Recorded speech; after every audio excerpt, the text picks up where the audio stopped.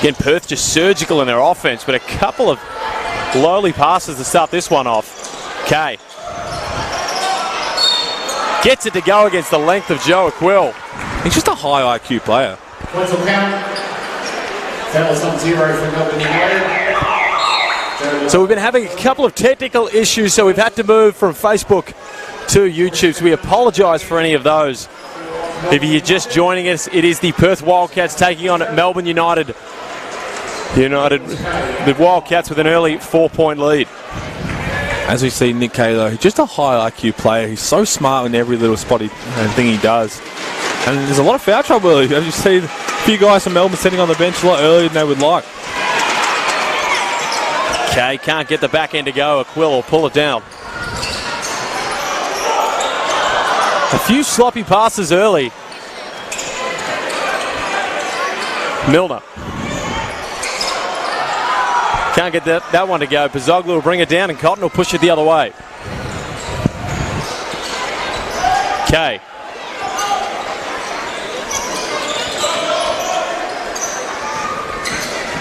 Steindl gets in deep, can't get it to go. Aquill pulls down the board. Great help defense from Shea Ely. And I don't know if we've made enough about Shea Ely signing with Melbourne. That defensive pressure is going to be huge for them. Trimble gets it to go again. We've spoken on some of his shooting woes so far in this pre-season. Finds the net on that one. Welcome sight for United fans, absolutely. Majuk.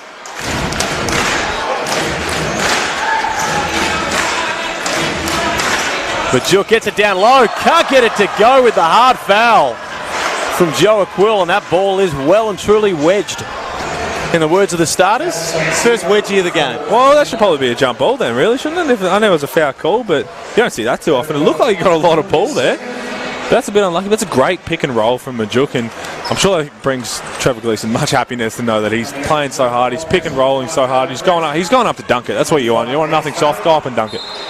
Well, he is originally from Western Australia, of course, played with Melbourne United, won the championship there, a teammate of both of ours in that year. Went over to New Zealand, Majuk, and had a bit of a down year. We really didn't see too much of him, especially towards the back end. He rode the pine for a lot of it there, but he's back home now and he's looking to have a bit more fire in the belly. Yeah, as you said, you get to go back home and play, and it's always an exciting time. Your family can come out to a lot more, and he didn't set the world alight in NBL 1 for Frankston last year either, but he just knows what to do, and he doesn't have to play like that, which he can just do with these little things. It's going to be great for him at the Perth Wildcats. Well, he also fired up his LinkedIn profile as well. I got a request from him this week. Did you? LinkedIn, you don't hear that too often, so good on him. Hopefully he's got his new haircut on the DP. Well, he does. He's looking pretty professional on there. Illy.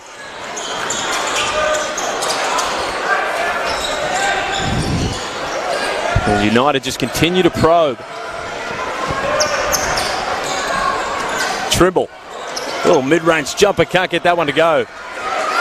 Reece Vague, the Vanilla Gorilla, three-time champion, brings it down. We have a 3-point guard lineup on with Melbourne United at the moment. Sam Shaw checking into the game for the first time, playing against Taylor Britt, who's checked in, a recent DP signing for Perth. All these guys getting a chance, but we've talked about the luxury of playing all these different players. Nick Pizoglu, another DP, a strong move, but as you can see, Dean just mixing up, seeing what lineup works out best. Well, both teams getting a little bit into their bench, of course. The legs still a bit weary from the blitz, which has just taken place. Illy tries to get it to go from the mid-range, knocks it down. That's something that's going to be crucial to his game this year, is shooting. At a very down year last year, shooting the rock, and a lot of teams sat off him. If he can shoot that with confidence, adds another facet to his game. And because you're not sure how many minutes these guys are going to play when the season starts. Majuk tries to go straight through Aquill, picks up the foul on the way through. No score. That's Joe Aquill's third foul in the first quarter, which is disappointing for us. We're a big fan of his. We love watching him play. Bit disappointing there. Now, and David Barlow, of course, subbing in, averaged 13 points, 5 rebounds at the Blitz, and played some heavy minutes. And, of course, as you mentioned earlier, won the NBL's 3-point shootout, which is no surprise to a lot of people that see him at practice, but maybe to a couple of people in the NBL who just passing observers of Dave Barlow's game, because he's quite particular about which shots he shoots. He's not going to pull the trigger at the rate of someone like Cotton and Steindl, but the jumper is there. I watched it the best I could. He was as he did. He took a very lackadaisical. Had to rush towards the last rack, but he's one of the best shooters I've played with. I think him as a spot-up shooter is one of the best I've played with, and Chris Golding's the best off-balance shooter I've ever played with in my life. So what a great two to have on your team. Golding pulls the trigger from the top, gets it to go. He's on fire early, both inside and outside. On cue as the fantasy smiles from Chris Golding. There we are. Cotton.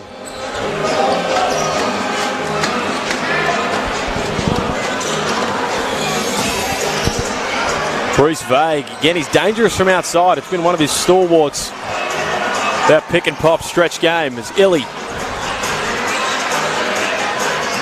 Barlow through the middle. Smith-Milner from the corner, gets it to drop. Melbourne United take a 3-point lead. Perth with a chance to answer back before this first quarter comes to a close.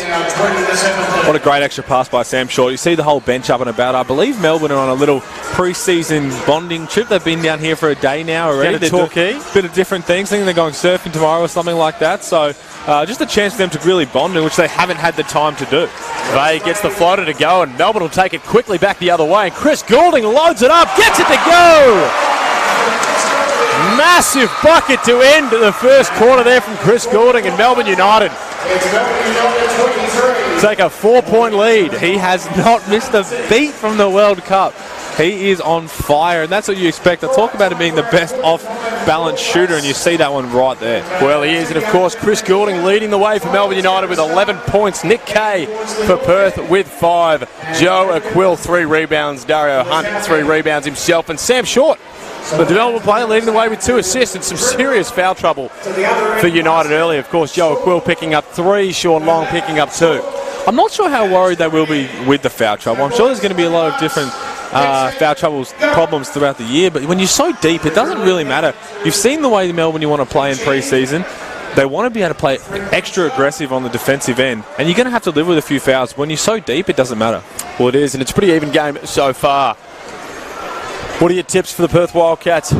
Staring down the barrel of a 4-point deficit going into the second. Look, they probably haven't been happy with the way they've played. They haven't looked great. They have a lot of missed passes, a lot of missed easy bunnies, but you'd be happy to take down 4 at that point. So I'm sure they'll be able to recuperate. Bryce Cotton hasn't got going yet. Look for them to do that, start to get him going, and yeah, I think they'll be fine. But it's exciting to see Melbourne up and about when their shots are falling, and hopefully they can keep it up. It is, and we spoke on LaMelo Ball earlier, and I hate to bring it up again because we're going to hear plenty of it when the actual season I've not heard place. a single bit yet. That's interesting. You say that. Do you think the LaMelo Ball can get to the first spot in the NBA draft?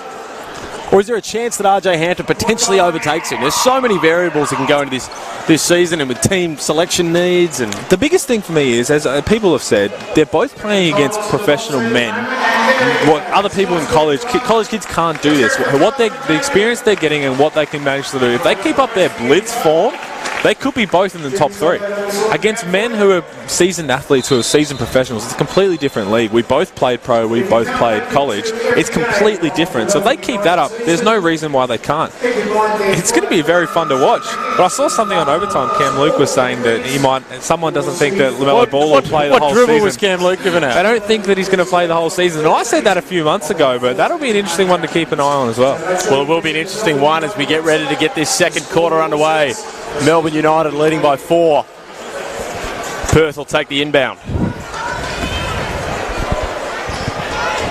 Bryce Cotton just yet to get fully started from what we're used to, but seems like the type of guy to me to just maybe pull the brakes up a bit at this stage of the year. Yeah, well, he doesn't have to do much now, does he? You know what he's going to deliver in the games, and he can just turn it on as like a light switch. So I'm sure everyone's not too fussed if you're a Bryce Cotton fan.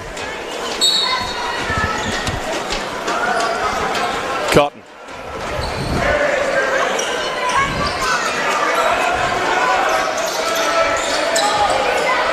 Back to Cotton, just taking it around.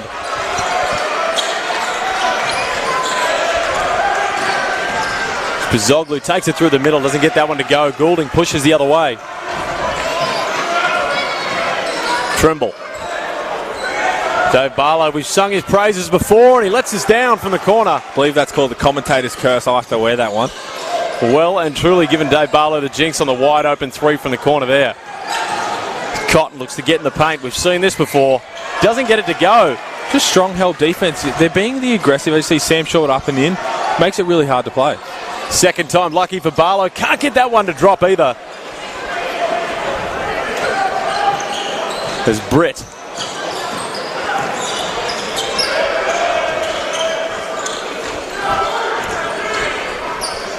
Vague, that pick and pop is his game. Gets that one to drop. Sporting the Nat Fyfe sleeve. So if it helps Nat Fyfe win a Brownlow to get on the eyes a bit more, maybe I'll whack him in my fantasy team for that, because he's going to be on the eyes.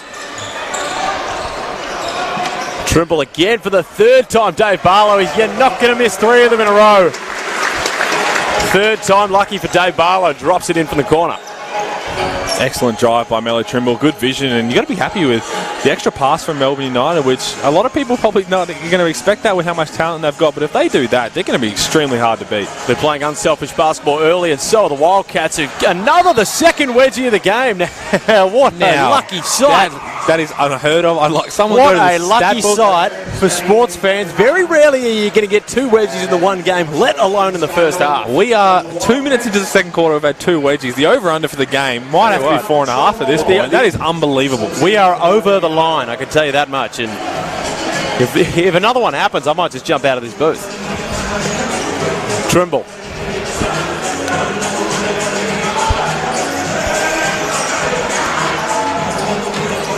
Short. Again, gets it into the hot hand of Chris Goulding, who's been unselfish but also looking to get his own early as he pulls up from the elbow. Can't get that one to go, but Melbourne United will pick up the ball on a rebounding foul there. A little under from Nick Kay. Nick Kay with a little flopping action right there, thinking that he kind of sold that one, but you want Sean Long to be crashing the boards like Nick Kay does on the other end, so it's welcoming sight. Well, Nick Kay's just come from banging on the boards with a bunch of Lithuanians, so you can imagine he's going to hit it pretty hard there. Trimble. Wide open from the top. Can't get that one to go. As Martin pushes it for the Wildcats. Vague.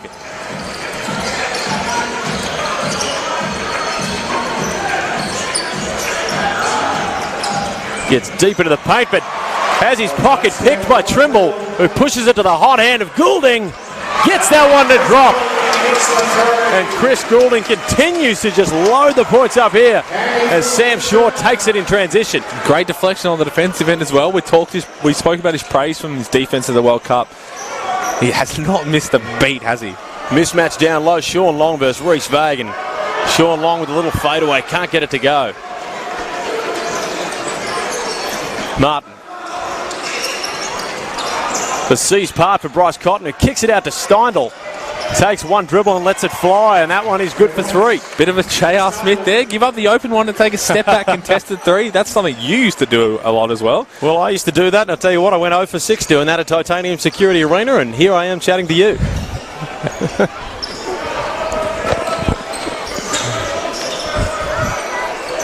Goulding takes it in the middle. You know, you almost mix up Chris Goulding and Mitch McCarron now. I'm so used to seeing him with the flowing locks and with the short hair. It's just a little bit different. I caught up for a coffee when he first came back from the World Cup, and he had a fresh fade, and I was like, mate, you're pretty happy with the haircut there, aren't you? And he said, in his words, he goes, I look bloody good, don't I? And you know what? That is most definitely exact quote. That is word for word as a quote. Of course, apologies once again for the technical difficulties off the top of the live stream here. There were some gremlins in the system on Facebook, but all systems go now, so thank you for joining us. Come on, Mark. What is Zuckerberg doing? We're in Geelong. He's got a sellout here in Geelong. Come on, Zuckerberg, help us out. Goulding makes good with the first.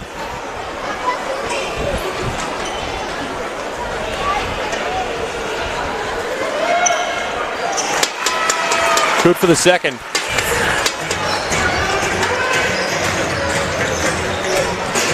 Cotton.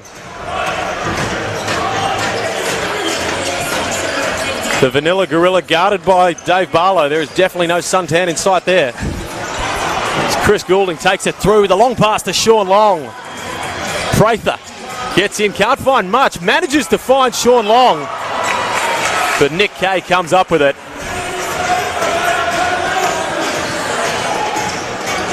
Damian Martin, easy little jumper in the middle, can't get it to drop as Dave Barlow rips it down. Shea Healy will push the other way.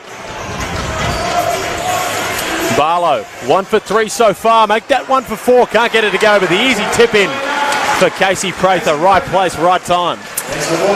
Casey with the stylish hairdo as well. We talked about Chris with the locks. Different looking Casey, but we said he's the best shape he's been in. So maybe he's going for a new look. Everything There's some nice haircuts in the NBL this season, and Prather trying to add to that as Steindl gets it down low. The semi-hard foul there from Shea Healy. You say in the NBL, give us another one off the top of your head. Who are you thinking about there? Can't actually remember his name right now. No, Jared Kenny from Cairns Type. Jared Kenny rocking the mullet. Happy with that. The Adam Cooney mullet. Shout out, Adam Cooney mullet. Fantastic.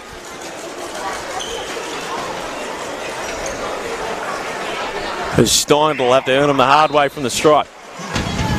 It's up to the Wildcats. Pozzoglu getting back in there for Bryce Cotton. Pozzoglu, as a development player, getting some nice burn so far. And of course, Tariko out and Mitch Norton out for the Wildcats. Mitch McCarron not suiting up with a bit of sickness for Melbourne United. But Chris Goulding out there playing his first pre-season game, and he is well and truly delivering so far. Look, and I think Pozzoglu is probably going to see some minutes throughout the season as well. I know he's a DP, but we know he's a roster caliber player. He should have been on the roster. But if any coach is going to give him a minute, it's going to be Trev Gleeson, and I'm sure he's already going to be happy with what he's produced so far. Dave Barlow and Reece Bagg about to fight it out for the rebound there. What do you reckon they'd fight harder for, a rebound or a bottle of sunscreen? I was talking to Barlow's wife, probably a bottle of sunscreen, the poor fella, who actually for a Chris Kringle 2 years ago, Majuk gave him a tanning voucher. I do remember that. As Sean Long gets it down low, kicks it out to Casey Prather, who's going to work it all the way to the hoop and gets it to go. Melbourne United beginning to build a bit of a buffer here. That's a tough finish. That's a tough drive, and that's one of those shots. You make it, it's a good shot. You miss it, it's a horrible shot. So lucky you made that one. Kay gets it to Vague. Prather just puts his hand in the cookie jar, and the ref says no. Bit over aggressive, bit overzealous there, but that's what they're going to be on defense. They're going to be up and in. They're going to be knowing that any fouls that they get, the new guy will come in. As frustrating as it'll be for them personally, Dean won't be too upset because of how deep they are as your boy. Wild ding, and I'll tell you what, you better turn down your volume if he hits a three, because I'll turn down my own. Don't worry about that. Martin.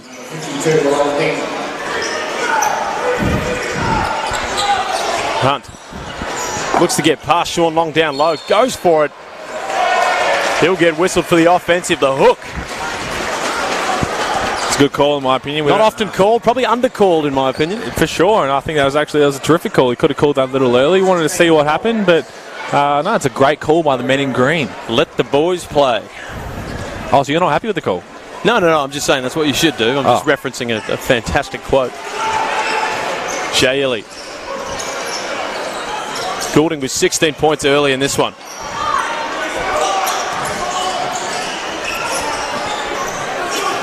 Ding back out to Healy, who's going to get his first sort of chance. Gets it to go. Second one long. Second little mid-range Jimmy for Shea Healy. The lost start of the mid-range jumper. Again takes it through. Goes all the way through to the corporate box, and we have wine on the court. There's a souvenir for a lucky fan down there, and he's gone flying in. He's knocked a bottle of wine over onto the court there, so we might have a little bit of time. And there's wine on the court. There's wine in the commentary box. It's all happening over here. It's all happening down here in Geelong. There's wine everywhere right now in this stadium, apart from the commentary box. But we'll get that one cleaned up and get the play back underway. But of course, Nick Pozzoglu just going hard at the rim, and that's twice that he's done that. That's a strong move. It's a strong take. That's what you want. You want to come in with that confidence, and he's managed to pick up I believe that might have been Sean Long's third foul, if that was on him, which is tough. There's a lot of guys with 3 fouls. Pozzoglu at the line. Don't forget, October 3rd, Melbourne United taking on South East Melbourne Phoenix in the throwdown. Get on Ticket Tech to grab your tickets. Or you can just jump on maybe a 3 to 5 game membership if you're a passionate Melbourne United fan, but you can't commit to the full membership. Then get on the 5 game membership. You can pick and choose whichever games you want to see and then load them all up into the one bundle. It's not a bad idea, one of those, is it? Throw it in a little Christmas stocking, maybe. It's a nice way. If you've got a birthday coming up or something like that, you can always find an excuse to grab a Melbourne United membership or an NBL membership to any club for that matter. Time out to the Wildcats. They'll reassess this one as Melbourne United taking an early 9-point lead. They've looked very good on both ends. Look, besides the foul trouble, which is probably the only negative you can really say right now, they're sharing the ball, they're knocking down shots, and they're getting guys in the right spots, which is where they want. And they're just managing to take over, slowly but surely, but you've got to be happy with how aggressive they've been on both ends. Well, you'd have to be, and of course a grand final rematch. Two of the premier teams to come in the competition, and we're about to have the man who puts this team together, Vince Crivelli, next to us, of course, as we lead into the halftime break. Vince, how you doing? Mate, don't say I put the team together. That's a little bit of a furphy. Come on, mate. It's a team effort at Melbourne United. You know that? Mate, I'll tell you what, when they're 20 points up, you're usually quick to put your name to the team, but it's only a 9-point lead for you at the moment, isn't it? That's a fair comment. What about the nickname The Architect? Did you take that? I'm going to call you The Architect. United Architect. I couldn't do it, brother. I'm going to make it stick. Trademark patent. We have way too many intelligent people down at Melbourne United, mate. So yeah, well, I've been around the office looking for them, Vince, and I haven't been able to locate many of them so far. You know what? Come in tomorrow. We'll see how that comment. I'll replay that comment to the team tomorrow. It's probably the only usable footage from this broadcast. You know, you're lucky you're part of the United family and get away with that stuff, bud. How are you, boys? Good, man. How good is it to be in Geelong? It's packed. The fans are crazy. The kids love it, which is awesome. But best of all, United are putting on a show early. Well, I've always said that there is no place I would rather spend my Wednesday afternoon than in bumper to bumper on the West Gate. And you know what? It's exactly where I got to spend it this Arvo. Well, mate, I've got to tell you, I managed to get away a little earlier. I went down to the foreshore and it is absolutely beautiful down there. It is a beautiful city and extremely well patronised. All the regional games at Melbourne United, as Nick Kay drops that one in to eat into this United lead, all of the regional games that you guys have put on so far have been extremely well patronised. Yeah, and it's really, really cool to see.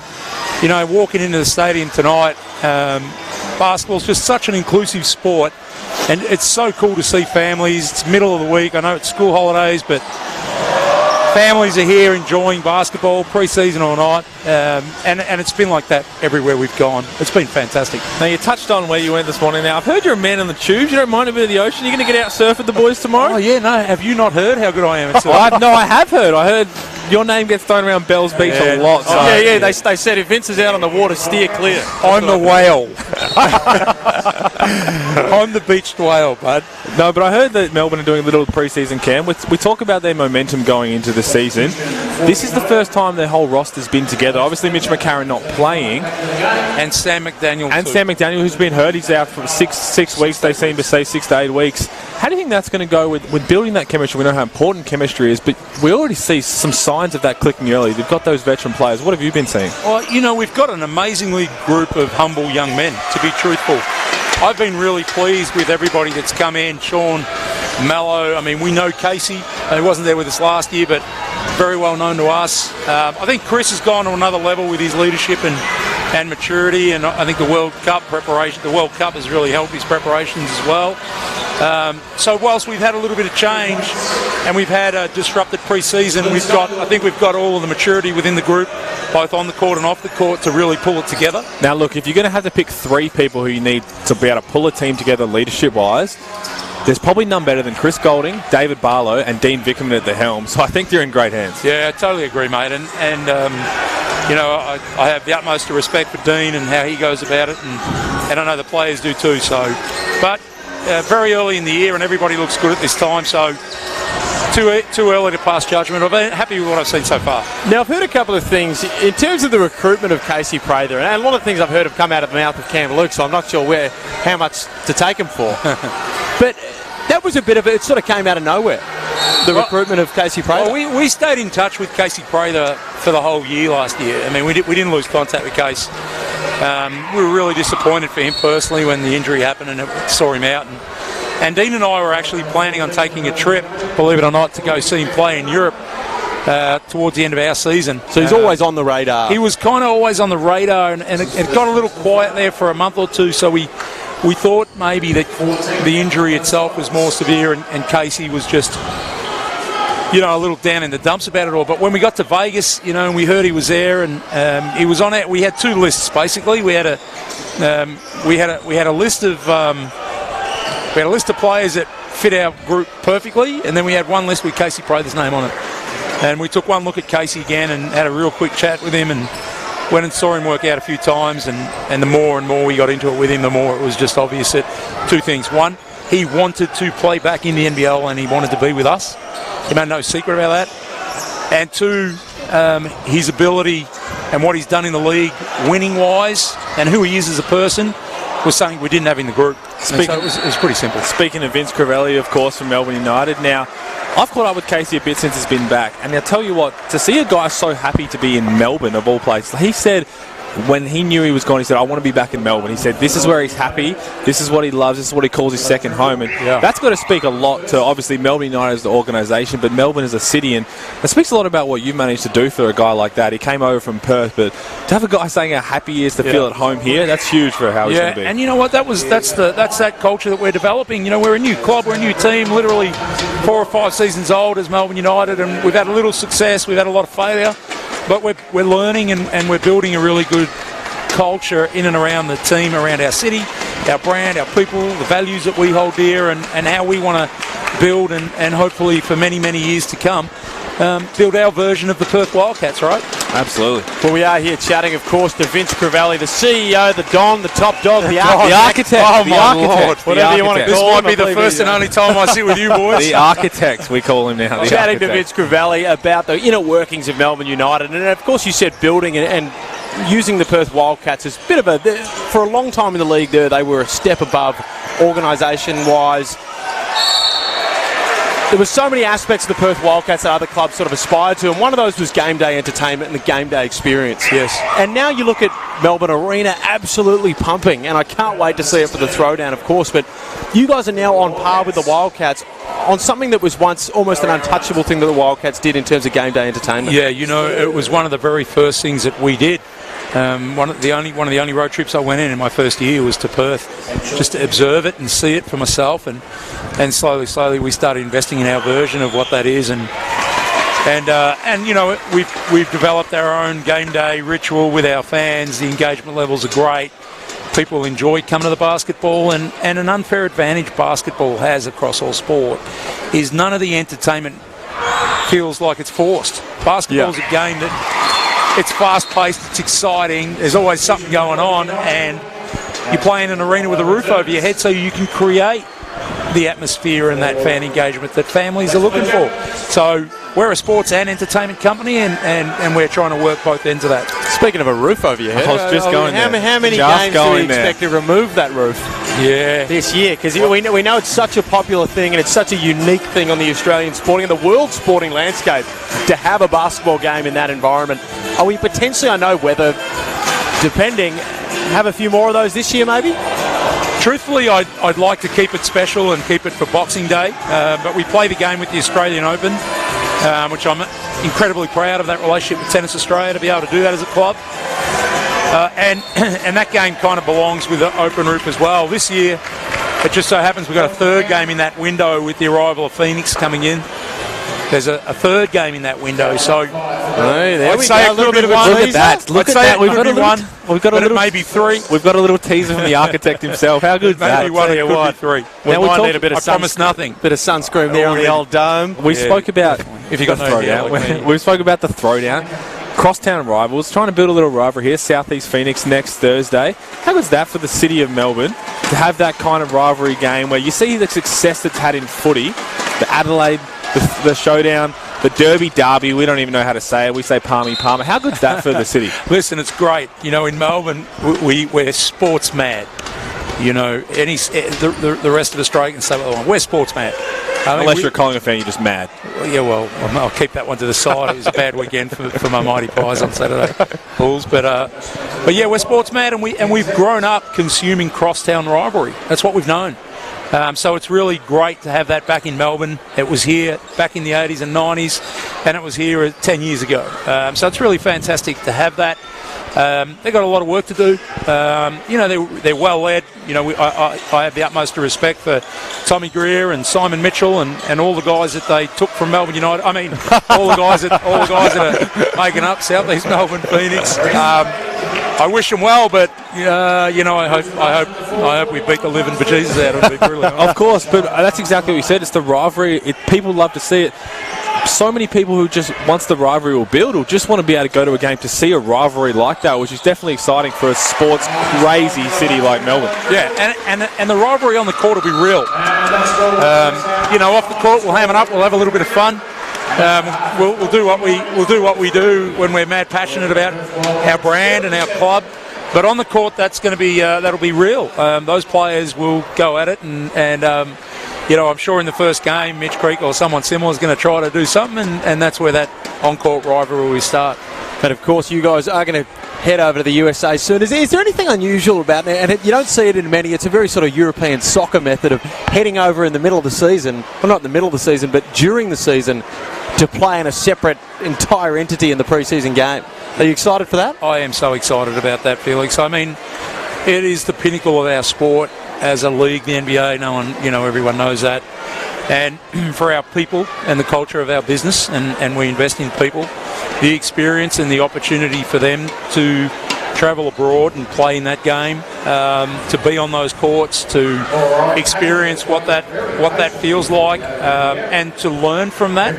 That's a money can't buy experience. And so when these opportunities have been presented to us, we have not looked any other way other than, yes, let's do this, because it's an investment in our people, our culture, our education, our development, and quite honestly, I feel really privileged that we can do that. Look, I have to say about that, it's an experience that I'm extremely thankful for. Last year I got to step on the court, and as soon as I checked into the game, Ben Simmons laughed and said, give me the ball against this child. So that's an experience that money can't buy. He said that about Casper Ware as well. He said that about everyone. And that was, as you said, it was just an awesome feeling to be out there, and that's what everybody, when you're a kid, aspires to be an NBA player. And for a lot of us, that's as close as we'll get. And to be able to have that opportunity, which is huge, even if you've got one of the best players in the world calling you a child. Yeah, I mean, we want to be a destination club, and to do that, you've got to invest in your people. And that is an investment in our brand, for our fans. It's a great test for us, but it's an investment in education and what we do and how we get better. And I hope, Peter, that in 20 years' time, mate, you'll be telling your children the story, and you'll be pulling out the video and saying, that was me, that little guy there was me, What a great experience. How cool is that? Absolutely, and I'm pretty sure I sold Joel Embiid on a shot fake and actually managed to score my only shot for the game. So I'll take that one down as well. Well, Vince Crivelli here at halftime, and we'll quickly jump on the Next Stars movement and the whole drama around this. Of course, LaMelo Ball getting labelled as the potential number 3 pick in the draft, RJ Hampton as the number 6 pick. Melbourne United without any Next Stars and haven't actually delved into that Next Stars program yet. Was there any inkling in the beginning of the season that there was the potential for someone to come, maybe a Terry Armstrong or maybe even a LaMelo Ball to come to Melbourne early in the year? We were interested in RJ Hampton when that came up, but I think in the communications with the management of RJ and the people around RJ, I think they felt the opportunity wasn't quite right for him. Same with LaMelo. We looked at it. I think it's a great initiative by the league. Just this week we announced that 52 games are going to be streamed on Facebook Watch. What an incredible platform for us as a league to be, partnering with into that US marketplace on top of everything else that we're doing. And a lot of that is on the back of the success of the Next Stars program. So we support the program as a club. We weren't able to secure the services of a Next Star this year, but definitely something we'll be looking to do. Yeah, a bit tough on the roster that you couldn't get a Next Stars player this year. It looks like it's a pretty undemand group. Yeah, you've left them out to dry for the year. They've got not much talent this year because of that. I'll keep that in mind for next year. But no, we talk about Next Stars, but we look at I know it's just pre-season and how well RJ Hampton and LaMelo Ball played. We rewind 2 years to Terence Ferguson playing in Adelaide, didn't set the world alight in the NBL, proving how strong the league is, but then went and starts pretty much a whole season for OKC. How far that has already come, it means it can only go. There's no real ceiling to it. No, there's not. And if you think back to Ferguson, I don't think he quite understood who he was as a basketball player, and I think the difference with RJ and LaMelo is they're very clear on who they are as basketball players. They just need to adjust to the game at our level and under the scrutiny of the season, which I think that they'll do very well. This program's not only about unearthing the Americans. To me, it's a great opportunity for us to support an Australian. I want to know who the next star Australian player is. I'd love to be the first club that locks into an Australian under the Next Star program. I mean, what a great story that is, and that's where our attention will be to start with before we start looking abroad. But I think it's a great program. It's a great initiative by the league, and I just love that our league is really globally being recognised as innovators in our sport. Larry, Jeremy, the guys in the front, they're doing an amazing job, and I couldn't be more prouder of being part of it. Well, we've seen, speaking of next stars, we've seen Josh Giddey suit up in a pre-season game, and you talk about a kid like that, and that's a kid who could be might be giving away on the same secrets here, mate. The architect's trying to hold it in there. No, I know absolutely nothing on where that's heading. I just saw him suit up for a game, and I know he's got almost every college offer you could think of on the table, unlike some of us who had to head out to the snow. He's got the chances to head out to California. Don't put me in your category. I won 3 championships in college. Don't put me in your little category. Don't put me in your little category. I've got banners, and I've got my name in the record books as well, and a few other books that my name probably shouldn't be in over there as well. But anyway, Vince Crivelli, we thank you so much for joining us at halftime. And can I say, a little bias, but I've been following you guys and the commentary that you've been doing, and I think you're doing an amazing job. Thank you. It's fantastic that we're starting to develop some commentary, some intelligence in the commentary with basketball people. We're still trying to find game. I think you guys are doing a great job, mate, and good on you for making the transition, both of you, from being great athletes and participating at that level to jumping behind the mic and taking on this role. I think you're doing a great job, and the future's bright. Well done. Thanks, mate. I appreciate that. Before you go, real quick, I want to get your tip. I know you're an architect, so I know you won't give much, but we're watching Melbourne got a 6-point lead at halftime. The biggest question, the big tip, who's your Norm Smith for the granny this weekend? Who's playing? Oh, he doesn't care that Collingwood fan. There you go. That's I'm fishing. I'm taking my 6-year-old son fishing in Port. That is a Collingwood fan response I've ever heard about. Until next year. Thanks, Vince. See you, boys. Thank you, Vince. Well, we're at halftime here. We're about to get it back underway. Chris Goulding leading the way for 16 points. Has not missed a beat since returning to his first pre-season game for Melbourne United after coming off the back of a stellar performance at the World Cup. Clint Steindl coming in there with 11 points for the Wildcats, and Goulding again leading in the rebound department. He's doing it all for Melbourne. Nick Pozzoglu, the development player, who is, in both of our opinions, unlucky not to pick up a roster spot somewhere within this great league, but he's signed as a development player and he'll play his trade for Perth, hoping to get a couple of minutes here and there. He's got 6 rebounds so far, and Mello Trimble not quite lighting the world on fire in the scoring department early here, but he's got 4 assists, and Bryce Cotton also in the exact same boat there with 4 assists. Look, something that's sticking out to me, someone laughed. I'm not sure who it was. I won't say any names, Tom Vandervoos, but when I said that I had Clint Steindl in my fantasy team, people gave me a little snickers. He's the X factor for this team, for the Perth Wildcats, and you can see what he can do. You better hold on to that Snickers, because you're probably not getting a win. No. But I will say he's got Tom's got Chris Goulding in his team. But how good does he look? And he just looks, when Chris Goulding plays with that little swagger about him, whether it's the fresh fade, who has gone down to a skin fade, mind you. He never normally did that. Normally was the one fade up. He looks pretty unstoppable. He's tough to guard, but when he's playing defense as well, I know I said Nick Cage probably the MVP, but there's another one you can throw in the mix. Well, my ears are starting to hurt with this chat. So if you do want to jump onto NBL Fantasy, then you can jump onto the NBL store page. First ever's put it on this year. I believe it's $5,000 and a first ever voucher, store credit, whatever you want to call it, if you can get the win there. And Tom Vandervoos, of course, the media manager at Melbourne United, has said that he's the top dog to beat. Is it Vusi? Is it Vusi? I thought it was Voos. But we'll go with Vusi. If we can't pronounce Joe Quill's name right, it's Tom Vandervusi. And while you're online jumping on and setting up your fantasy team, you may as well jump onto the Melbourne United social media pages so you can stay up to date with everything Melbourne United. Know your club inside and out, and be first to find out all the news you need to know. Hit us up on Facebook, Instagram, Twitter for all that sweet, sweet content.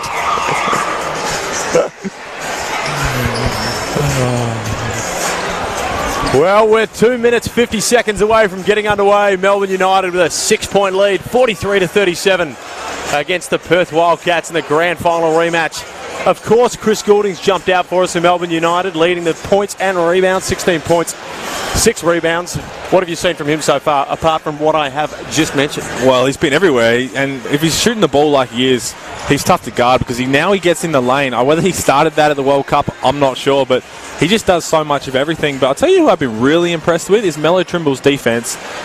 Bryce Cotton hasn't done too much this game. We've talked about that as a pre-season, but Mello's just tried to be everywhere, fitting on him like a glove. And to have that then subbed in for Shea Ili, who's already a well-known defender, that's going to be tough for any point guard in the league.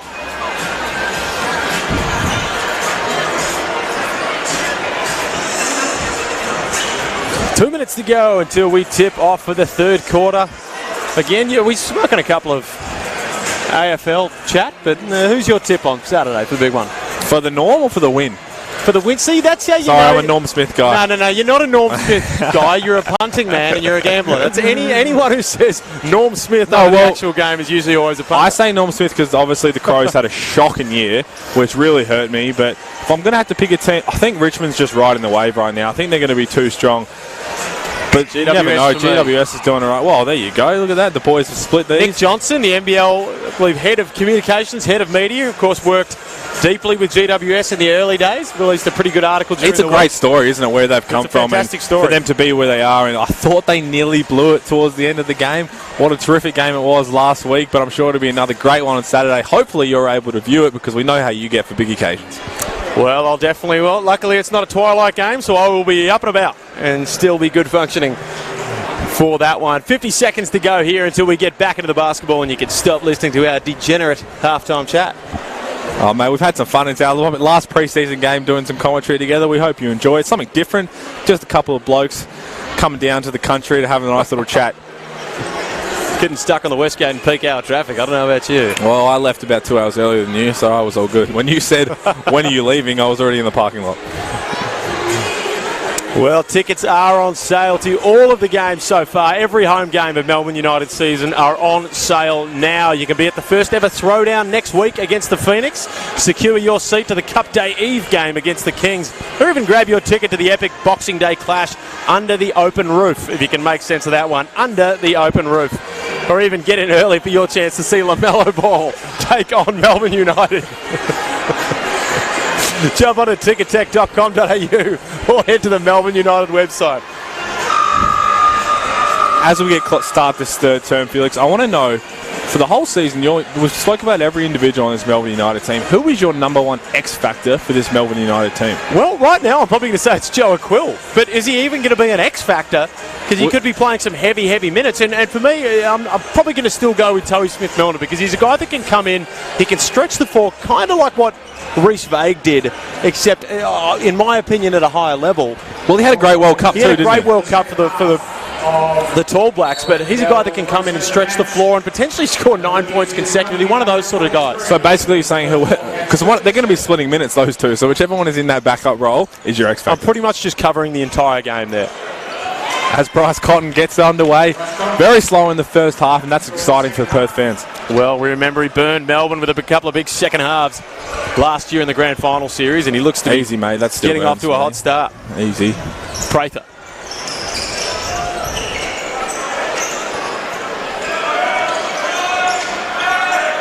Long looks to back down against Hunt, gets it out to Trimble instead. Melbourne United unselfishly moving the ball around, and Barlow finishes with the easy layup.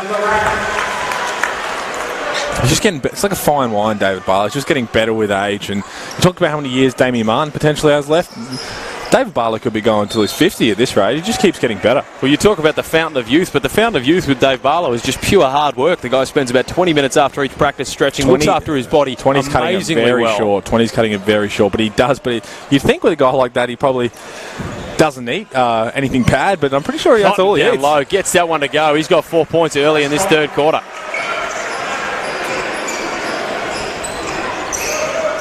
Trimble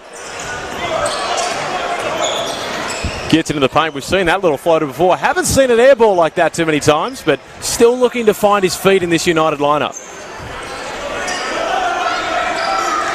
Hunt. Martin cutting back door. Just a little veteran fake to the corner. And Dean Vickerman has seen enough. He'll call the boys in as the Wildcats have trimmed this lead to 2 points. Bryce Cotton, they find him on 2 back doors. When you're trying to be aggressive like United will on defence, you're going to be susceptible to back doors and slips, and it's something that Dean is not going to be happy with, as we see there.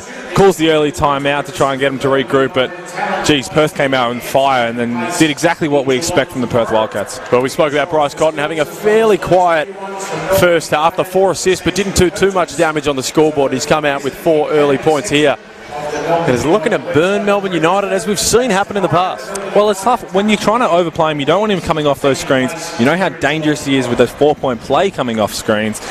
But when you overplay, you leave it for susceptible for the back doors. And Melbourne got burnt twice on that. So they fix that. They try and lock in. Obviously, every team's going to lock in on Bryce Cotton, which you have to do. He's too good if you don't lock into him. But then you got guys who can manage to fill up the scoring if they do that. Well, LaMelo Ball, you look at gamble responsibly, of course, if you do, but Sportsbet have released the odds. $5 for the MVP for LaMelo Ball. We talk about the MVP with Nick Kay, Bryce Cotton. Would you touch that with a 7-foot pole, would you? No, absolutely not. Absolutely not. Well, if you do, remember, always gamble responsibly. Melbourne look to get it back underway. 8 minutes 38 to go in this third term. Yeah, we'll move away from that. The only bet that I'll talk about is that you will get home quicker than you got here. That is the only bet that I will take. Barlow all the way through to the paint with a strong move. Can't get it to go. Neither can Sean Long as Steindl rallies that one back in bounds. Martin.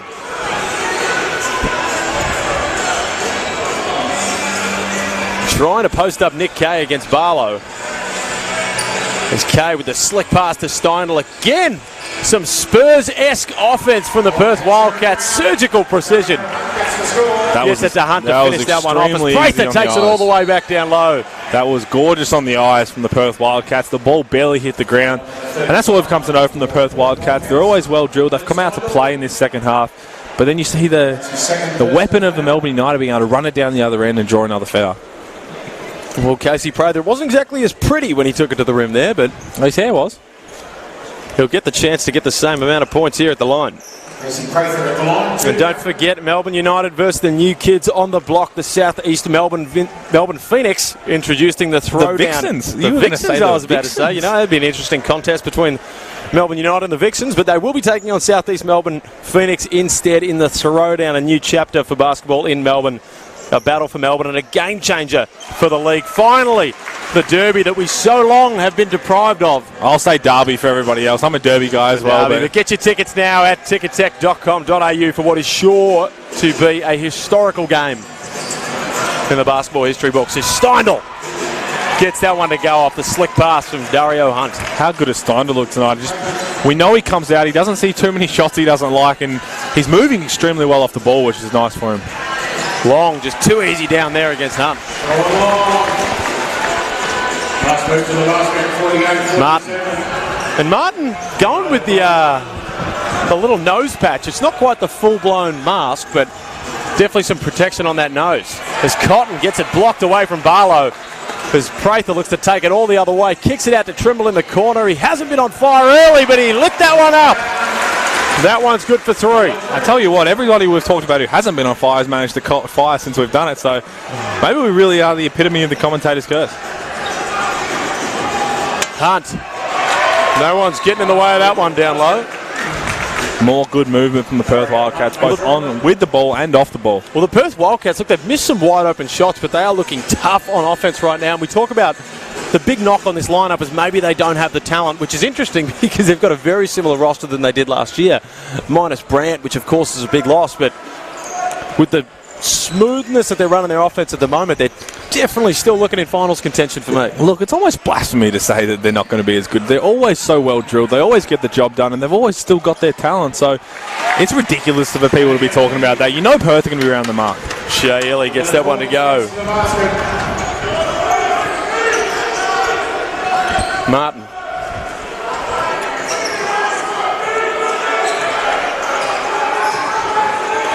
Steindl with the go-to stagger screen. Doesn't put it up. Hunt gets it down low with another little pocket pass for the easy layup to Kay. And Melbourne United are going to need to work that one out. A little bit of miscommunication between Dave Barlow and Casey Prather there. Casey Barlow senses the mismatch on Steindl. Gets all the way to the paint. Kicks it out to Trimble. Can't get that one to go. Prather picks it up. Will go all the way to the rack and give it up to Sean Long, who throws it down.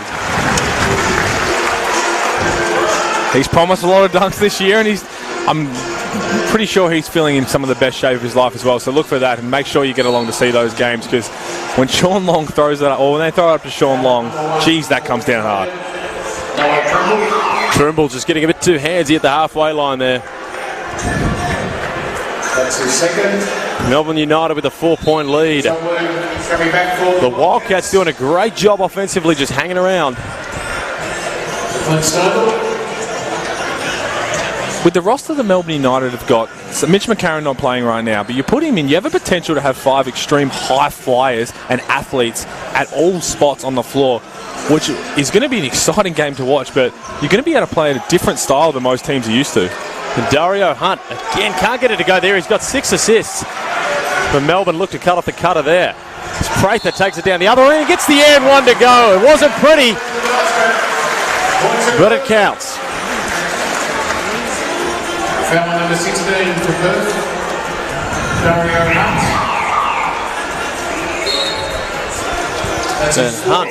That's unfortunately his fourth foul. Hunt is going to pick up his 4th personal. He's on 7 points, 6 boards, 6 assists. A triple-double watch for a centre.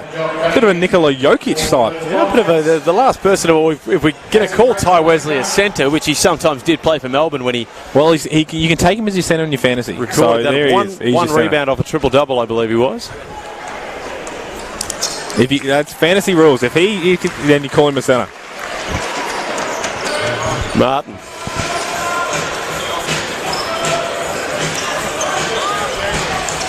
He was sizing up Trimble.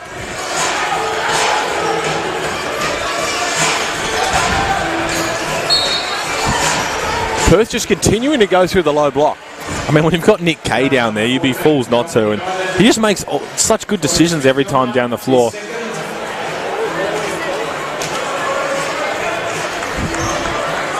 Interesting comparison. We talk about some of the most successful Australian players that we've had come through. I know he's only 27, 28. He's got potential to have a David Anderson type career, Nick Kay. With the success David Anderson... That's a bold call there, but you look he better get himself over to Europe fairly quickly. Well, take out the Europe part of it, which he could probably play at that level, but being in terms of success, being a winner... Milner gets that one to go. Being a winner... Another round one for Melbourne United. Dave Anderson is arguably the most successful player for Australians. You look at what he's managed to do. He's won, I think, 13, 14 championships in his life. Well, of course, the most successful player for all over the world. And you look, so Nick Kay, I know he's 27, 28, but what a resume he could put together. And obviously we're decrediting David Barlow, who's also had plenty of wins as well. I think he's got a few to go before he gets to 14 championships, but I see where it's heading. He's a winner. That's what I'm trying to get at, mate. Just give me a little bit. Give and take. Puzoglu. Prather call for the foul, trying to fight for that front spot on the man we just mentioned, Nick Kay. Foul number 23 for Melbourne United. Jason Prather. His 4th. As Chris Goulding comes back into the game. Goulding back into the game, leading the way with 16 points.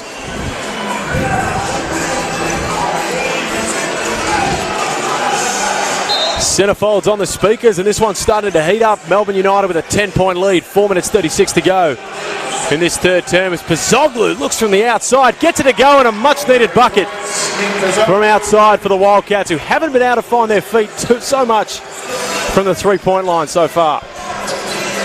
Great pass from Sean Long, but got it down to Shea Ely, who just lacked the verticality to be able to finish that one against the likes of Majuk. Cotton.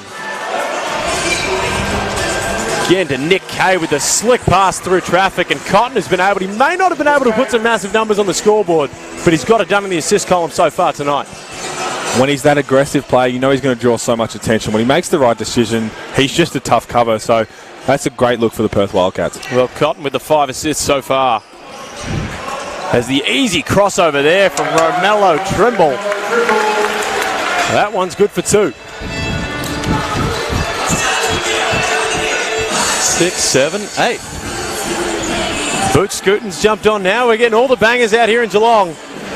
As Pozzoglu doesn't decide to go for that second one. Takes it here. And he gets it to go. Pozzoglu is lighting up.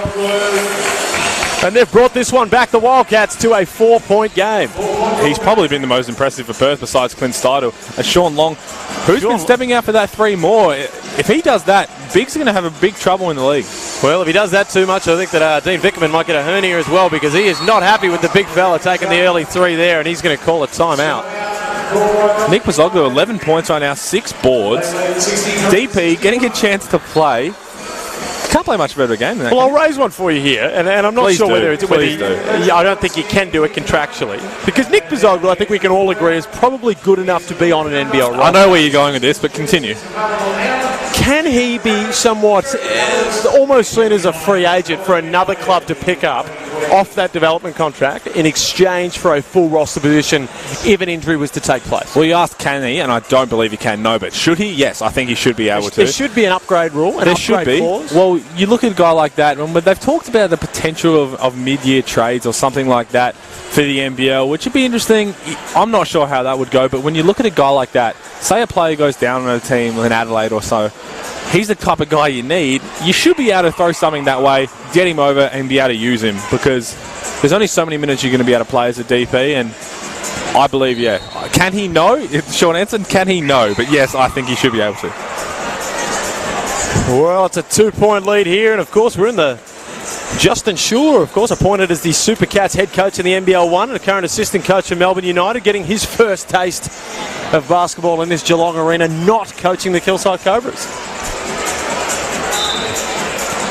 2-point game here, 3 minutes to go. Look, I've had to bring it up. I've had a text come through. We talk about how bad we are. The text lines are open, are they? Well, we talk about how bad we are pronouncing names. Aquil's a hard one to pronounce, but you have pronounced Chris Golding's name wrong every single time. A guy who knows him well.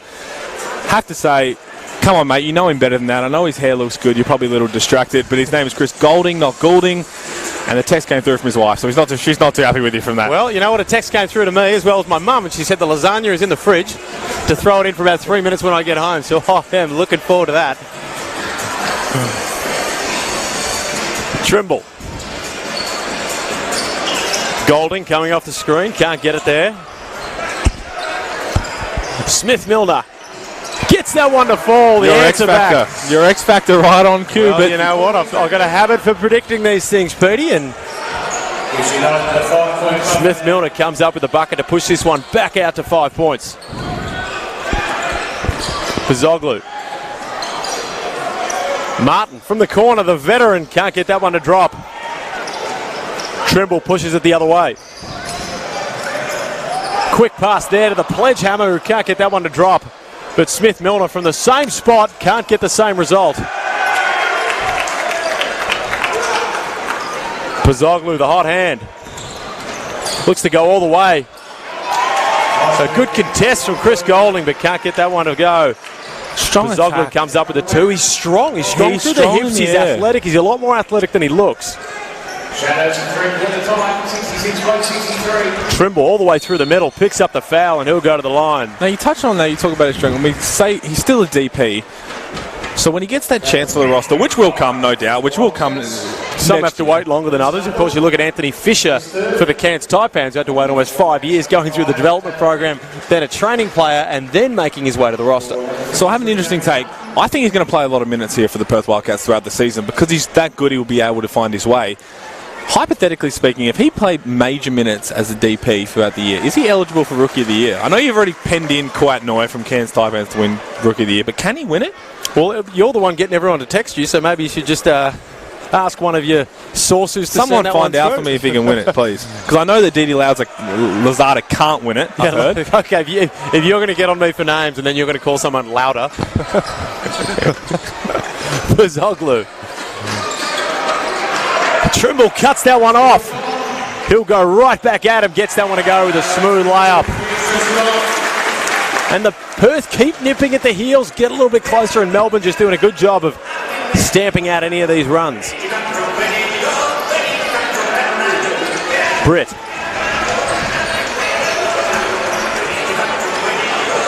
Pozzoglu, the hot hand, can't get that one to go, and Melbourne United amp up the pressure. Back-to-back stops. Chris Goulding, and of course we spoke about how well he did on offense at the World Cup, but for me it was the defense. I think it was for a lot of people. I was impressed with it as well, and it's something they're going to have to be able to do because the style they want to play, they're going to have to be able to do it on both ends. So I'm impressed to see how good he is on that. Well, he's getting it done early in his first taste of pre-season action. And we all know Chris Goulding's game. He is going to get it going on the 3rd of October for the throwdown, the first throwdown, one of many against South East Melbourne Phoenix.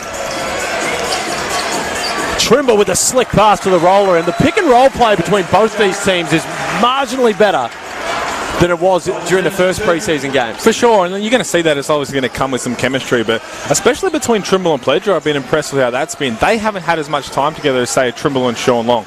Britt can't get that one to go, but Pledger's going to be whistled for the foul. You don't have to be a body language expert to realise that he doesn't agree with that call. Look, I'm not too happy with it myself, but a good, strong, aggressive move by another DP taking the most of his opportunities. Unlike you to complain about a referee's call, though. This has been our 5th pre-season game, and every single time we've had something to say about the men in green. The men in green. Friendly foes. As Britt will go to the line for, correct me if I'm wrong, but his first points in this ball game. Please don't put the curse on the young fella. As he makes the first, there we go, it is. Which you want to see him play with that aggressiveness.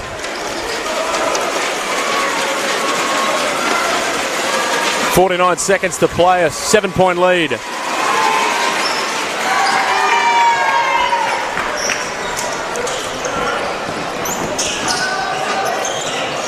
Trimble.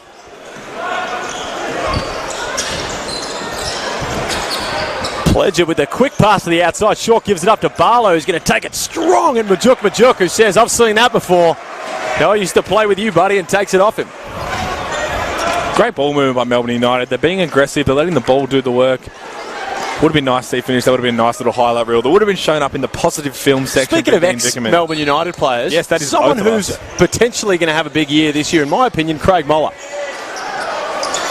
As Goulding can't get that one to go. Interesting you bring him up. I think the move to Sydney, he's back home. We talk about guys going back home, playing at that other level of confidence. I'm sure he will.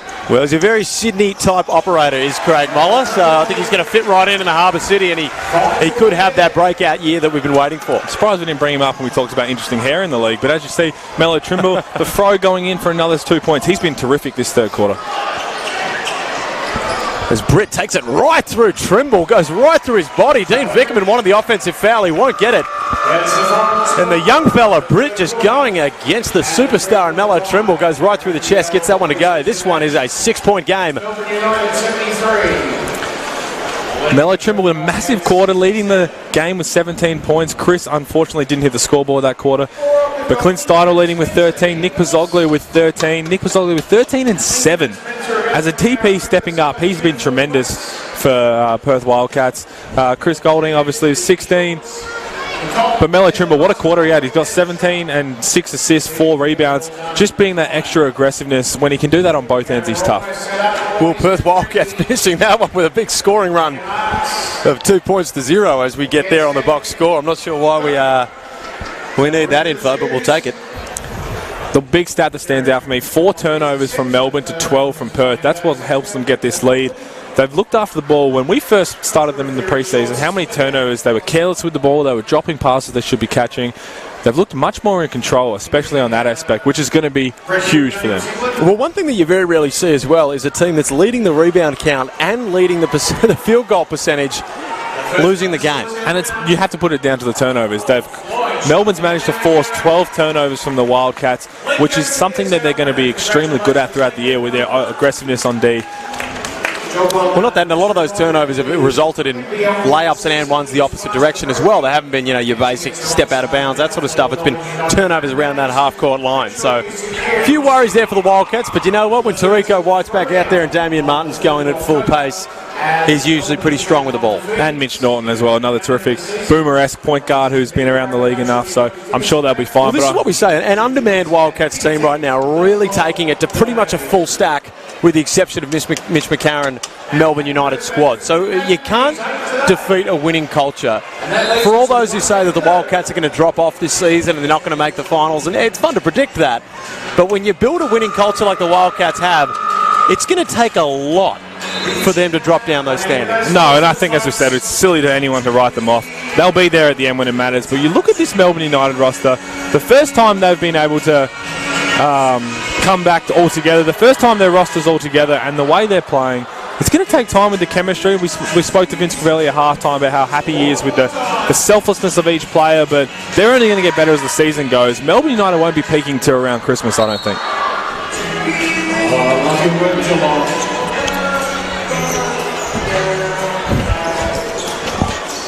Trimble.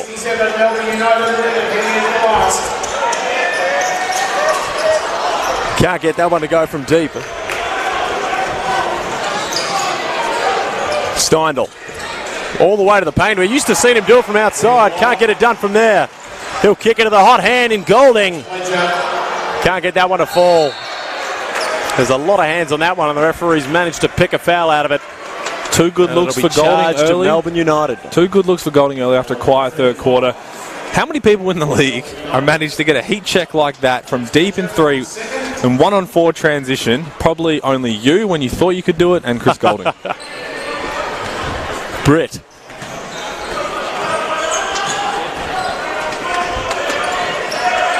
The pressure from Sam Short. Majuk. Again, Melbourne United get burned. Don't get burned in the end there. On the backdoor cut out of the post is Pozzoglu, who's been the hot hand, wasn't able to get it to go from close range. Golding the pressure. The ref's just letting this one ride.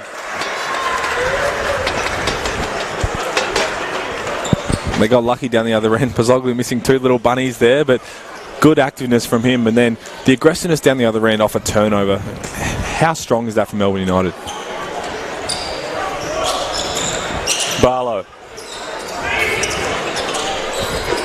Short sizing up the vanilla gorilla in Reese Bay. Kicks it out to Trimble from the three-point line. Doesn't get that to go, but the big man Pledger will give him another chance. And Golding cocks it. Doesn't hit. Britt.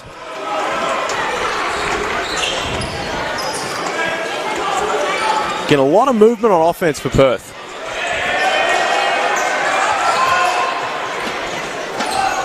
Gets it to the corner in the hot hand. Pozzoglu down to Vega. Can't get it to go, but he'll pick up the foul and go to the line to eat into this 6-point lead. 8 minutes 32 to go in the fourth quarter.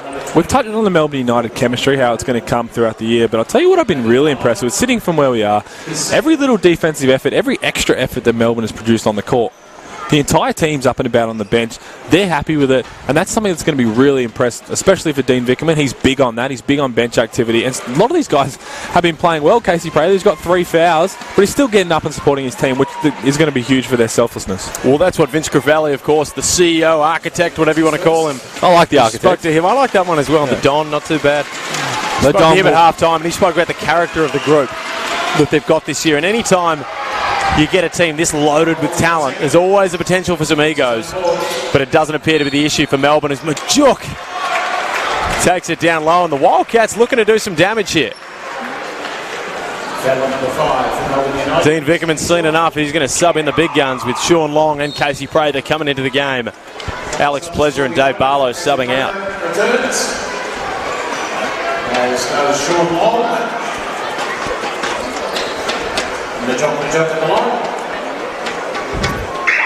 Majuk, when we did speak of him earlier about the down year last year. What do you see his sort of best role in the rotation this year for Perth? I think it's going to be exactly what he did during the Blitz. Don't have to set the world alight scoring. Just pick hard, roll hard, and create those extra efforts on the rebounding. That's what's going to get him the minutes. That's what's going to be huge for them. They don't need him to be a scorer. That's not why he's been signed. I think if he gets those little extra efforts done, that's when it's going to get him minutes and going to help the Perth Wildcats. Well, it is, and Sam Short subbing out of the game, and Shea Ely, Melbourne United, going for the win here. Makes good on the second. This one's a 3-point game. It looks like, as it always does with the Wildcats and the United, it's going to go down to the wire. Trimble gets into the paint, kicks it out to Prather, who turns down the shot, a little up and under. Illy keeps it alive. And Long picks up the foul, and he's going to the line. Shea Illy, another one of those guards, just like Mitch McCarron, extremely active on the offensive glass. Very athletic guards. Very athletic. Shea Illy's... He's not of tall stature. He's not a big fella out there. No, you're right. Yeah. But he can pick up there from you. A good pick up there from you, Pete. He is not of tall stature. But he can throw him down with the best, which is something that we can't say, especially for a guy like you who's cemented to the three-point line.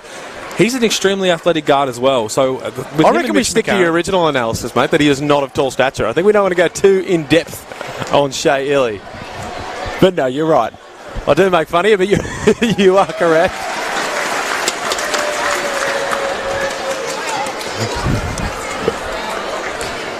Long. Gets it to go. Steadies the ship for Melbourne United, a 5-point lead.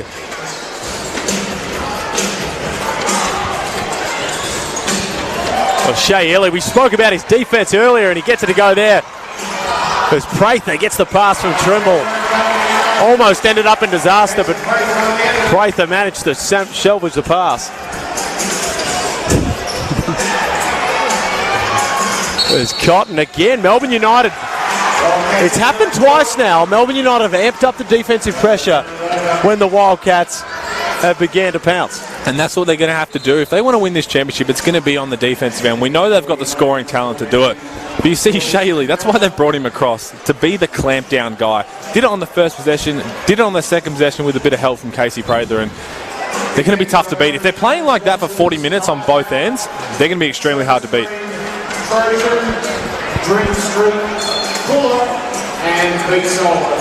United look to inbound from the baseline. Prather. Little mid-range Jimmy gets it to go. And United, just when they need to step up a little, they've pushed this one out to a 9-point lead, and Trevor Gleeson has seen enough.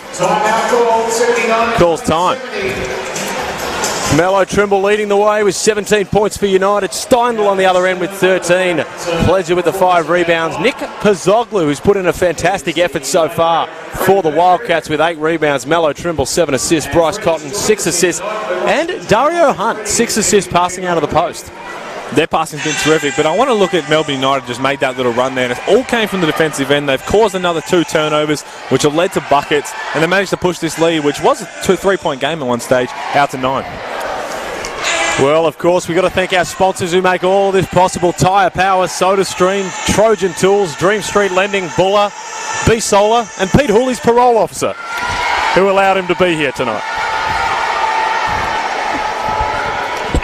Everyone just chips in to make it happen here at Melbourne United. You are on one tonight, mate, aren't you? It's our last broadcast together, going out with a bang.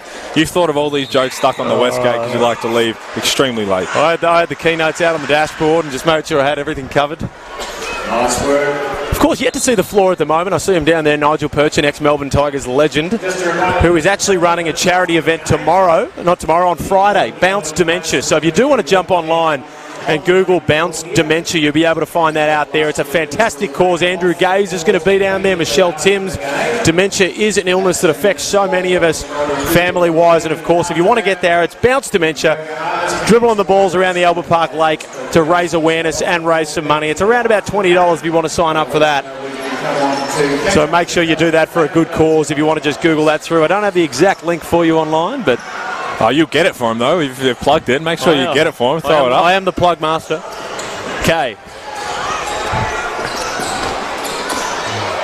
The easy move down low. A much-needed bucket for the Wildcats.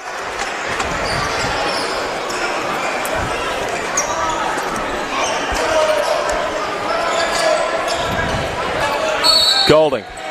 Offensive foul. Now's the chance for the Wildcats. You look at 7 minutes to go, 72-79. Now's the time the Wildcats will be wanting to amp up the pressure on their end.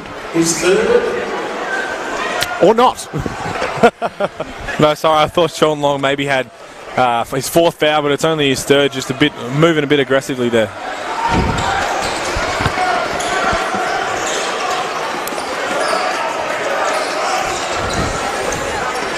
Okay. Gets it back out to his skipper in Martin. A little overzealous. Lucky not to pick up the charge there as Terry Smith-Milner goes to the ground. And I'll tell you what, we've both played with Terry Smith-Milner, and whenever he goes to the ground, the floor wipers have got a job to do. They get kept very busy, very much working hard when Terry Smith-Milner goes down. But I tell you what, that's where I don't reckon a ShamWow would do much damage on the Terry ShamWow. Smith-Milner. There's a throwback. That'd pick it up very easily. But to tell you what, that's what's going to be Terry Smith-Milner's key to getting minutes, his defensive efforts. If he can manage to do that, it's going to see more minutes. But then you see, we haven't seen much of our boy Joel Quill. I know he's had his 4 fouls. But splitting minutes between those two is going to be extremely interesting. Well, it is. Well, they both bring different. Of course, Joel Quill can shoot the ball, but he's more of a run and go, get to the rack, down low sort of guy, whereas Smith-Milner is going to be able to stretch the floor. So it's a fantastic position for Melbourne to be in. And it also allows them to be a little bit more versatile with what they do with Dave Barlow, having him run the 3 a bit more instead of penciling him in as just the 4. And, of course, even Casey Prather can get down in there in the 4. The versatility of this team is really impressive.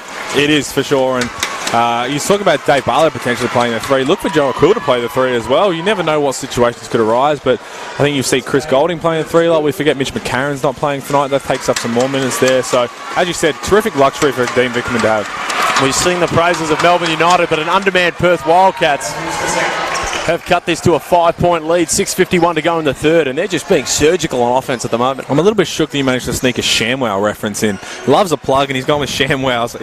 Never thought I'd hear that again.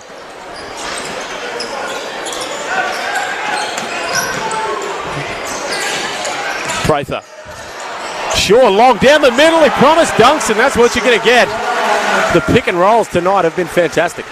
They've got that great chemistry together, those 3, throwing Mello Trimble as well, and they've had a lot of time together as well, so you'd expect that to start clicking even more.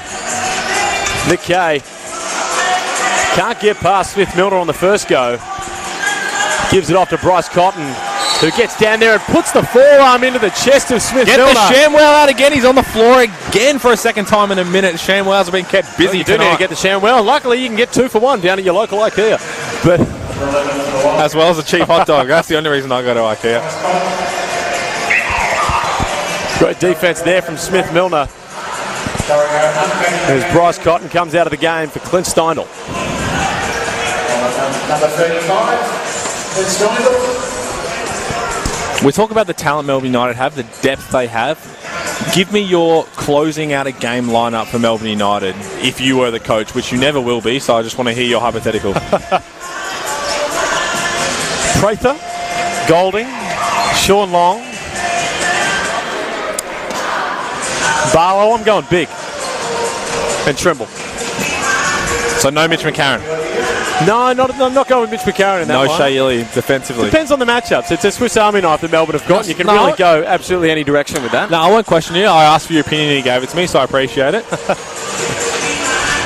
But again, it's going to be something it'll take a few games to work out. Those few close games, Dean will have to figure out which lineup's going to just get it done for me. I think it's going to work on a game-by-game basis, probably, where you look at, and maybe that's an advantage that Perth will have. They kind of know what their lineup is. They've got a core there that's played together for a while. So these are the things where I see that Perth are not going to be dropping as far as people think that they will. For sure, and people who don't know much about basketball and just United fans probably think, oh, this roster's loaded. Pencil us in for the championship. It doesn't work as simply as that. There's a lot that goes into it, but you've got the right man at the helm to make sure that they can do that. Martin, he's led this Wildcats team so well for so long. And he'll look to do it all again this year. Okay. Steindl attacking through the paint, kicks it out to Martin, who gives it back to Steindl. Probably a good decision to kick it out to their knockdown shooter, who gets it to go. A much needed bucket. To a 4-point game. A little too handsy there. Refs will just work out whether that one was on Damian Martin or Dario Hunt. Pre-season game, mate, has many fouls as you want. We've learnt that from previous callings, that you can have as many fouls as you want until the real thing starts. 4-point lead to Melbourne United. 5:23 to go in this one. Baseline ball United. They lead 81, 7-7. Barlow. Cotton with a great defense. Kicks it ahead to Steindl, who's just knocked one down. Turns this one down. And Martin will reassess from the top. Steindl. The great pass from Damien Martin. And he'll get it back for the wide open tray ball up top. Can't get that to go. Sean Long will pull it down. The wide open step back. I don't often see that from Damien Martin. It's a bold strategy. You can teach an old dog new tricks, Pete.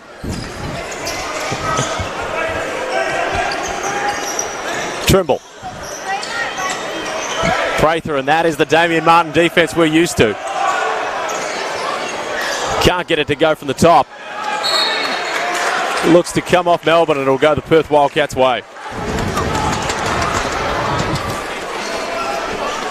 Again, Mallow Trimble leading the way for United with 17 points. Clint Steindl having a big one with 16 points for the Perth Wildcats. 7 assists for Trimble as well. They're spreading the rebound count out, which I'm sure is a pre-season type feel out for the game.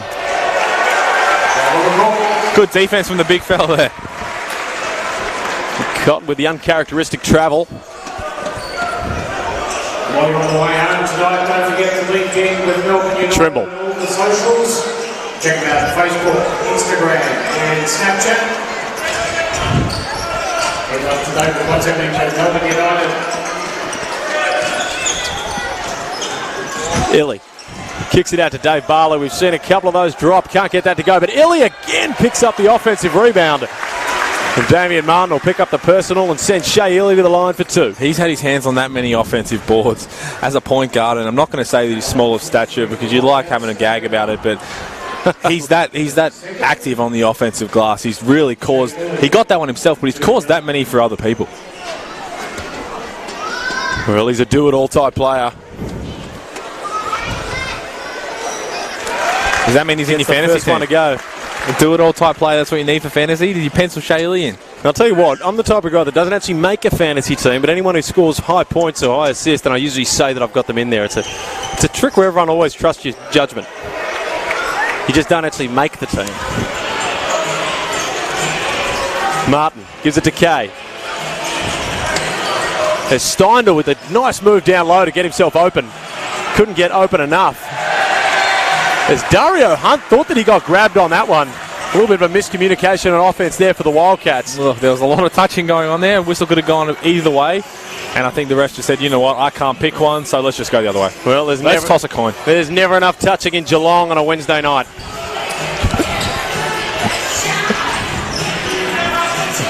Trimble. Gets it long, just can't get it go. Jams that one into the front of the rim. Kay will come up with it and give it back to his skipper in Martin. Hunt, he's been dangerous there from a passing standpoint. Hasn't done much damage on the scoreboard in a points perspective. But he's going to draw the attention. You throw the ball in there, and how well they've moved off the ball. That's what's success for the Perth Wildcats. That's why they're going to keep throwing it in there. They got probably a lucky foul call there. Barlow gets called for more little touchy fouls than you'd think, but Barlow's he's a cement wall. You can't get through that. He is. He's got a very, very good centre of gravity there and does a great job of holding his ground against bigger bodies in the post. Hunt, who for me has been a prototypical Perth Wildcats import, and he does the team stuff. Doesn't put huge numbers on the board, and of course I say that in terms of the big imports they've had in the centre position, but just works within their offense. And that's what guys for Perth Wildcats have to do. That's why they're so successful, is they've got these guys who just fill in to the right role, and that's why they're going to be there at the end. That's why they're always going to be successful. You can't write off the Perth Wildcats because of it. Illy. Casey Prather, the seas parted, goes all the way through and gets that one to go. Big bucket for Melbourne United, pushes this one out to 5. Kay.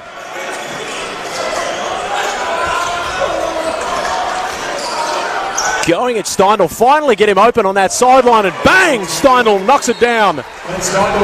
This is a 2-point game, and that's the one they've been looking for on a couple of possessions now. Damien Martin just with the poise and the patience, and Steindl with the great ability to get open that he's become known for. I'm pretty sure Perth Wildcats run the same play down the floor about 7 times in a row. You're probably going to get an open look at one point, and they got it there and he knocked it down. Well, that open look cut this lead to 2 points, and Melbourne United in desperate need of a bucket down here. Dave Barlow, the brick wall.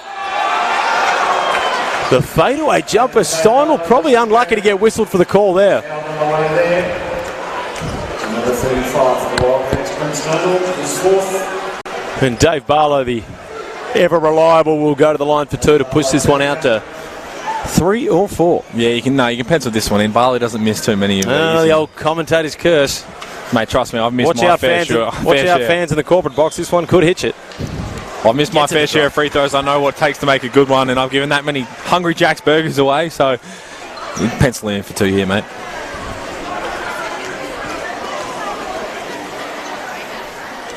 Speaking of missing free throws, speaking about your 0 of 6 debut, only game played, did you take any free throws, or were you just 0 of 6 in general? No. I just went 0 of 6 from the 3-point line. I threw up as many as I could in about a 3-minute period. And then you went to the Gold Coast. Thus throwing a dagger through my NBL career. Steindl looks to go 2 for 2. Can't get it to drop. Melbourne will push it out the other way. And Shea Illy finds Barlow on the perimeter. Bang! Just manages to hold his ground in the air, the hang time, and gets it to go. Dave Barlow showing his youth here. 88-82. 2 minutes 10 to go. A timeout for the Perth Wildcats. Just another, we talk about the versatility of this team. You said that Barlow could potentially be playing in the 3 at some point, and if he's putting it on the floor like that, he loves a little cheeky throwdown right to left, and that was a cheeky finish as well. Well, as I violently search for something else to plug, I think I've found it. Tickets to all games are on sale now. Be at the first ever throwdown next week against the Phoenix, so secure your seat to the Cup Day Eve game against the Kings with the roof open, or even grab your epic ticket to the Boxing Day clash under the roof. Or even get your chance to see LaMelo Ball or RJ Hampton in Melbourne. Who needs to travel to Illawarra or New Zealand or even America to see these guys? You can potentially see the number 3 pick in the draft and the number 6 pick in the draft right here in Melbourne Arena at a Melbourne United game. So if you don't want to jump on a 5-game membership, or if you don't want to jump on a full membership, then we suggest you get online and pick out the games that you want to see. Doing these commentary with you, Felix von Hofe, I've figured out that you are Ron Burgundy of a commentary box. You will read whatever's put in front of you. You said under the roof, which is impossible that many times. But I'll tell you what, I've talked I'll tell you what, Pete, you'll come to learn that you actually get paid for the more things that you plug. So while we say that, I'd like to shout out our sponsors, True Value Solar, Buller, and all the others that make this stream possible. Yeah, this one looks like it's going to go down to the wire. 88-82. 2 minutes 10. And my little shock collar has just gone off as I accidentally plug a rival sponsor. God.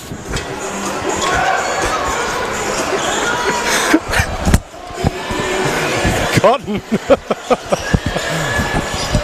Gets it to Kay, who gets it to drop, and the Wildcats have cut this to 4. This has been around that mark that they can't get it that much further than.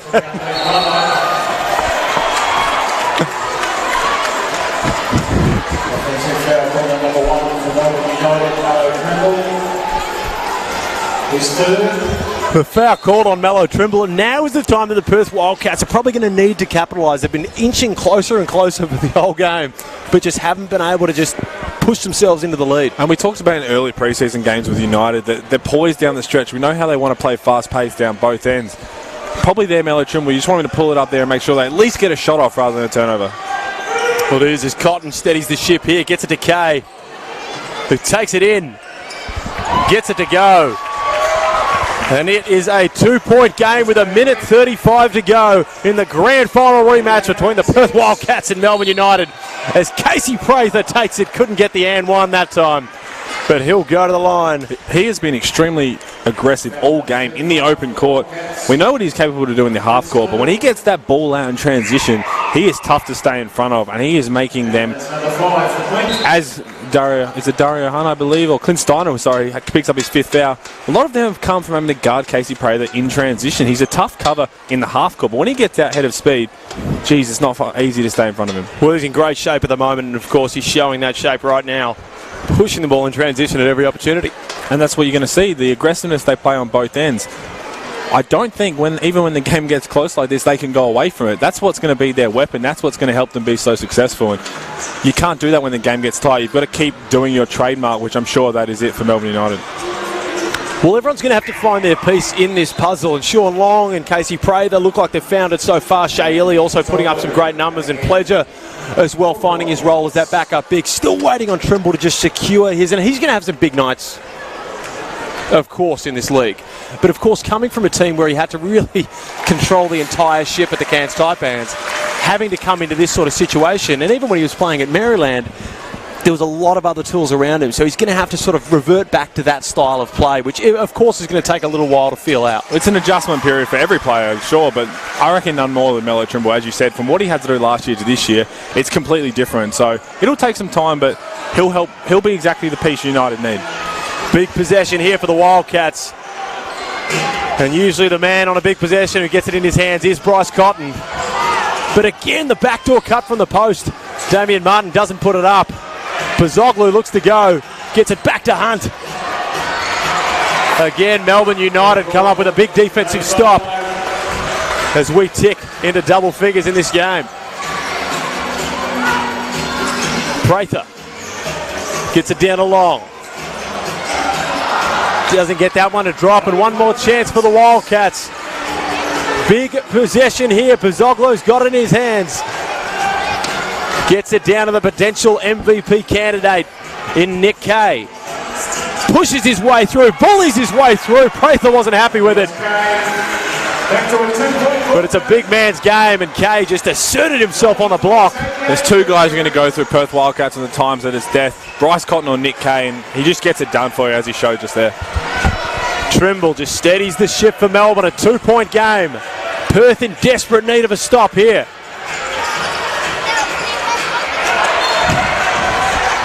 Prather goes down. He's gone clutching the knee. You hope that's nothing serious as the guys check on Casey Prather. You hope as the guys say...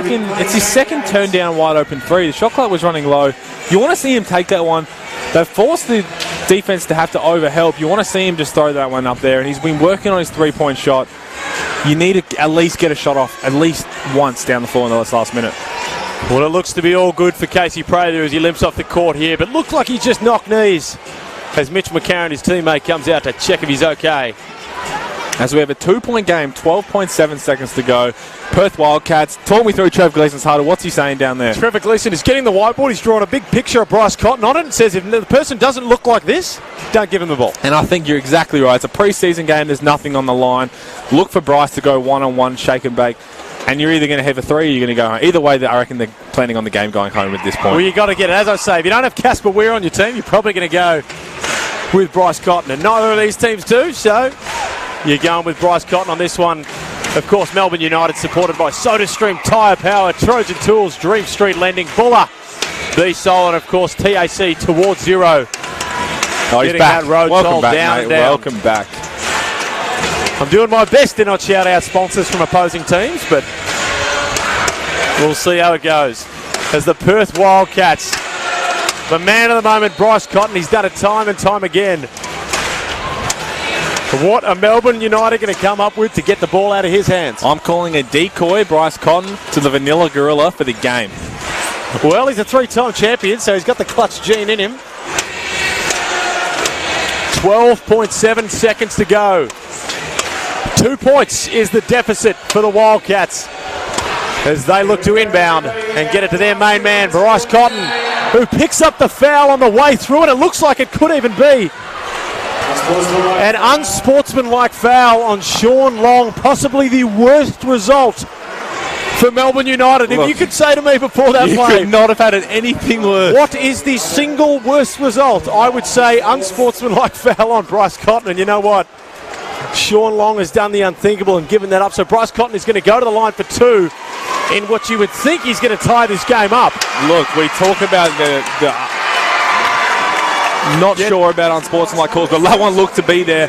A silly thing to give away, and as you said, there is probably nothing worse you could do in that situation. Big free throw for Bryce Cotton, and as you would expect, you could almost put your life on that one. He knocks it down. So now you go from a potential to winning the game with a single stop. Now you have to get a stop just to force overtime. And here he goes, Bryce Cotton. In the hands of Bryce Cotton. He's done it time and time again for the Wildcats. He's even done it against United before in the regular season. Up and under fake. Throws it up. Gets it to go. banks it in. Goodness me. The bank is open. Are you kidding me? What a finish from Bryce Cotton. He knocks down the 2 clutch free throws and then goes on to hit the up and under off the fake, off balance. Shea Illy right in his face. You don't get that too often in a country town like this, and that is as friendly of a rim as you'll ever see. Well, there'll be plenty of people with not much balance at this time of the night in a country town, but I'll tell you what, not many of them are converting the shot to win the game. That was unbelievable.